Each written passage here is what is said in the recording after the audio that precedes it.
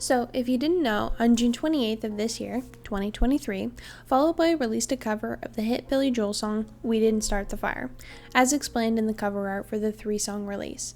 Billy Joel's original was released on September 18th, 1989, and I do think it's a nice touch they decided to cover the following 3 decades after the original, to pick up where he left off.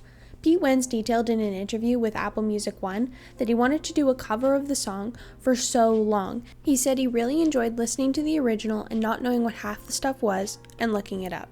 And that's exactly what I had to do. Since it spans from 1989 to 2023, there's about 10 years there that I wasn't even alive to know what was going on. I won't go in too deep, just enough to give you an idea of what it is or what happened, and if something piques your interest, you are more than encouraged to do some more reading on the subject. Some stuff did happen within the last few years, and you probably know exactly what they're mentioning, but I'll assume that other people may have a life and might not know every item.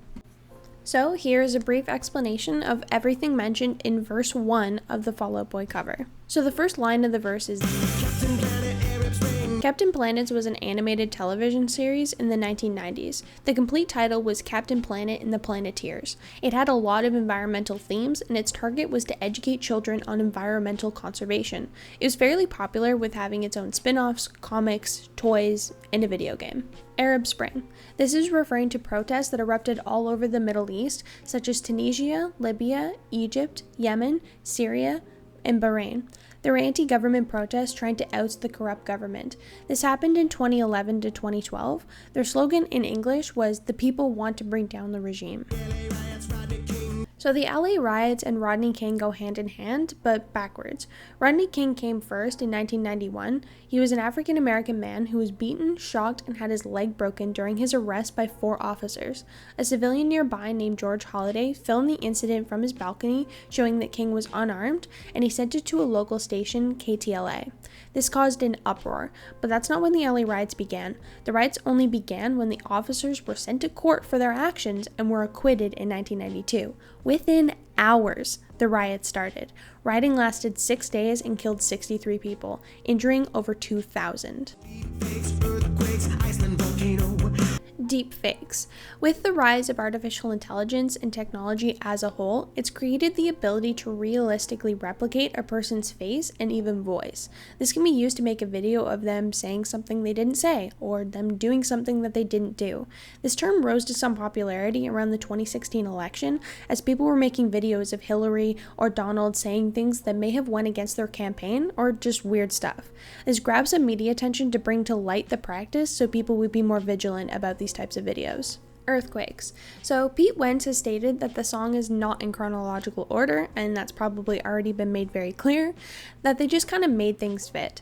So when he says earthquakes, we don't really know what ones they're actually referring to, but we can kind of guess. There was the 2010 earthquake in Haiti, which had a magnitude of 7, and Haiti suffered from 52 aftershocks, all of them measuring around 4.5. Death toll estimates are about 100,000 to 160,000, but the Haitian government believes it to be closer to 220,000 people. And the deadliest one happened in 2004. This was an earthquake and a tsunami happening in the Indian Ocean. The tsunami was the largest ever recorded and killed over 227,000 people across 14 different countries. Iceland volcano. So this is likely referring to the event in March 2010 to June. This volcano in Iceland erupted multiple times, disrupting air travel across Europe and North America. It's erupted many times over the years, but this was the most globally impactful event. Oklahoma City bomb. This was a domestic terrorist attack that happened on April 19, 1995. Timothy McVeigh parked a rented truck outside of the Alfred P. Murrah Federal Building in Oklahoma City. It was filled with fertilizer, diesel fuel, and other chemicals. The bomb exploded, 168 people were killed, and hundreds more were injured. This is currently the worst case of domestic terrorism on American soil, and the second worst act of terrorism after 9/11. Kurt Cobain. So this is the name of the lead singer and guitarist of the band Nirvana at the time. He took his own life in April 5th, 1994 after battling addiction and mental health issues. He was inducted into the Rock and Roll Hall of Fame in 2014 when he became eligible after his death. Pokemon. In 1996, Pokemon hit America in a huge way, starting off with a video game and then a hugely popular trading card game. Pokemon was the it thing for children at the time and grew so popular and with so much love, adults even today enjoy playing the games and collecting cards. Popularity was also spurred on by the release of Pokemon Go in 2016, which was massive, a global phenomenon that made the news in many countries. Tiger Woods. He's an American professional golfer widely counted as the greatest of all time. He started his career in 1996 and became known as a famous athlete. What many people also know him for is his infidelity scandal in 2009 with sexual assault allegations and a 2017 DUI, and even active allegations of performance-enhancing drugs. MySpace was one of the first social media platforms and paved the way for development of social media that we know today, like Facebook and YouTube. It was at its peak in and around the early 2000s, having now lost most of its popularity. Monsanto, GMOs. These also go hand in hand. Monsanto is a giant agricultural company. They sell seeds and many product lines of genetically modified organisms. It was one of the first companies to experiment with genetically modified plants in 1987 and produce crops that were resistant to herbicides, so farmers could easily spray and only kill weeds and not their crops. This allowed for more dense planting and higher yield. They also created plants that were a natural insecticide. Insects would die if they ate the plant. And in 1990s and early 2000s, there was a concern that the insecticide modifications of certain plants began spreading into their wild counterparts.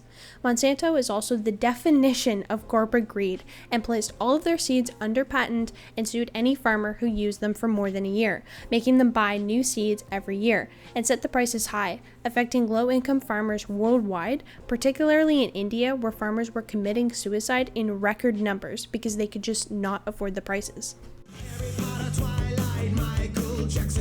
Harry Potter, a fairly obvious one, was written in 1997, a series of young adult books written by J.K. Rowling, based on a boy wizard and the wizarding world. Due to popularity, it created a film adaptation of each book, video games, mobile apps, toys, Universal Studios theme park, and a stage adaptation. Twilight, a major hit in the fantasy romance genre written by Stephenie Meyer in 2005. The book series was made into films, and in total, they grossed over $3.4 billion worldwide. All about sexy vampires. Wow.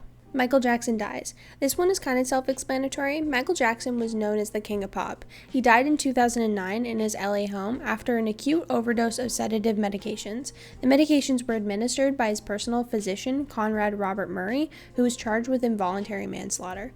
Despite past legal issues with his home, the Neverland Ranch estate, there was a large outpour of public condolences and grief. Nuclear accident, Fukushima, Japan. In 2011, there was a nuclear disaster at the Fukushima Daiichi nuclear power plant. After the earthquake and the tsunami hit the site, there were radiation leaks that permanently damaged several of its reactors. It's the second biggest nuclear accident after Chernobyl. Crimean Peninsula. This one is talking about the events in February and March 2014 where Russia invaded and annexed the Crimean Peninsula from Ukraine. It was one of the beginning acts of the bigger Russo-Ukrainian War. After capturing key points across Crimea, they installed a pro-Russian government and declared Crimea's independence on the 16th of March. Russia formally incorporated Crimea on March 18th, 2 days later. Many people considered it to be a violation of international law and in violation of Russian agreements safeguarding the natural integrity of Ukraine. This led to Russia being kicked out of the G8, which is now the G7. Cambridge Analytica was a political consulting firm in the United Kingdom. In 2018, it was learned that Facebook had sold 87 million people's user data to the company, and that they used that information to promote leaving the EU to people in Britain, and used that same information to promote the campaign of former President Donald Trump in the US in 2016. This huge scandal made a lot of people think about their online data and who has access to it and how it could be used. Facebook specifically got a lot of backlash, and the scandal created a lot of distrust with the owners of social media.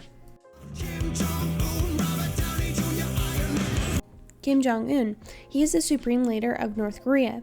He's a cult like holdover the people of the country, with them not having nearly any contact with the outside world.